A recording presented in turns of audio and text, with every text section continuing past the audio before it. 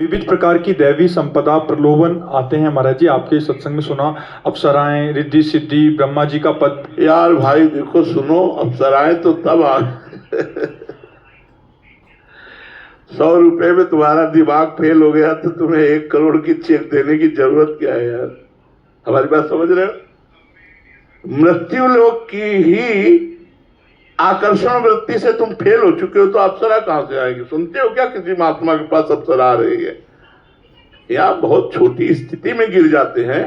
100, 200, 500, 1000 रुपए में घंटा 2 घंटा भगवान को भूल जाएंगे, और जबकि त्रिभुवन की राजलक्ष्मी देने पर भी आधे पल के लिए जो भगवान का विस्मरण न करे वो महात्मा इधर उधर की मृत्यु लोक की भोग सामग्री में जब हम फिसल जाते हैं तो हमारे लिए ब्रह्मलोक के स्वर्गलोक की भोग सामग्री क्यों आएगी? जब इसी में हम फिसल गए तो आगे बढ़ने की बात। अब बहुत कठिन है कलिकाल में कि कोई इस कोटि की साधना करे कि रिद्धियां सिद्धियां अप्सरा सब उतरे आकर के। बहुत कठिन है, बहुत कठिन है। इसलिए भगवान की शरणागति में सब नहीं होता है, ये साधना में होता है, यौगिक क्रियाओं में। लेकिन जो भगवान का शरणागत होता है भगवान भेजते ही नहीं। करो सदा तिनके रखवारी, जिम बालक राखे महतारी।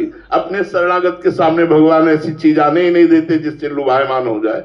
वो कृपा करते हैं, और अगर लुभायमान हुआ तो ऐसा अपमान करवा देंगे कि सीधे गली चले अपने, दोबारा कभी उस गली में न जाए। जैसे नारद जी लुभायमान हुए कि हमारा ब्याह हो जाए तो कैसा अपमान करवाया सभा में।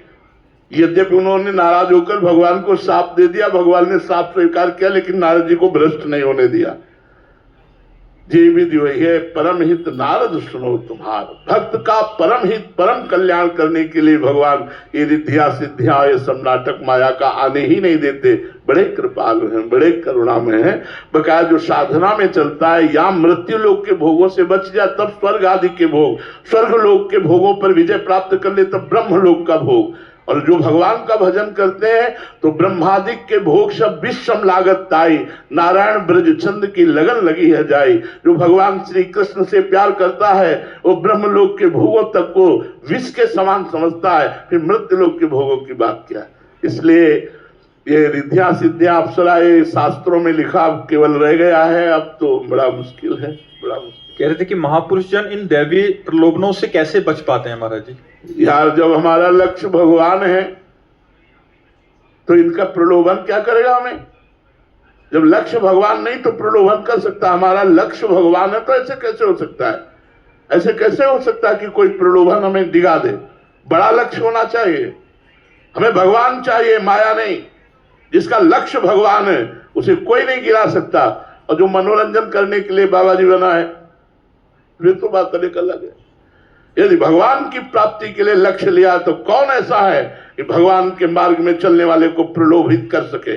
कोई ऐसा नहीं प्रलोभित कर सके। क्या है, क्या कौन सा प्रलोभन है? इन कागज के टुकड़ों का क्या किया जा सकता है? केवल भोग मिलते हैं इसलिए रुपया महत्वशील है, इसलिए महत्वशील है, उससे भोग मिलते हैं। और भोग अज्ञान के कारण इंद्रियों को प्रिय लगते हैं इसलिए भोग का महत्व है।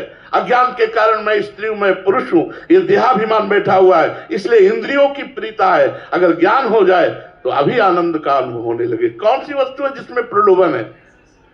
तुम्हें भोजन न दिया जाए, गले तक सोने में गाड़ दिया जाए, जीना चाहोगे? तुम्हें पानी और भोजन बंद कर दिया जाए, यहां तक रुपए से गाड़ दिया जाए, जीना चाहोगे?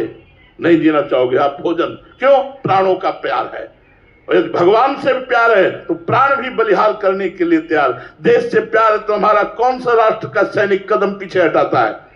छाती पे गोली सहता है और दुश्मन का गला काटने के लिए उतावला हो जाता है। क्यों? उसे राष्ट्र से प्रेम है। जिसे राष्ट्र से, जिसे भगवान से, जिसे धर्म से प्रेम है वो कभी प्रलोभनों में नहीं जाता। अगर प्रलोभन में जाता है तो उसे गद्दार कहते हैं। वो कभी भक्त नहीं हो सकता, वो कभी राष्ट्र प्रेमी नहीं हो सकता, वो गद्दार कहा जाता है जो अपने धर्म से विमुख होकर आचरण करता है। हमारे यहां उसे पाखंडी कहा जाता है और संसारिक भाषा में उसे गद्दार कहा जाता है। कोई भी राष्ट्र भक्त या कोई भी भगवत भक्त किसी प्रलोभन में आकर अपने धर्म को त्याग करे ऐसा नहीं हो सकता। ऐसे ही जो भगवान का भक्त है उसे कोई त्रिभुवन में परास्त नहीं कर सकता। यदि पाखंड है तब तो लोभ में प्रलोभित हो ही जाएगा। कंचन कामिनी कीर्ति बड़ा भगवान के द्वारा दिया रचा हुआ माया का लोभ है, इसमें फिर गिर जाना होता है। इसलिए सच्ची भक्ति, सच्ची राष्ट्र भक्ति ये भगवान की प्राप्ति का हेतु है।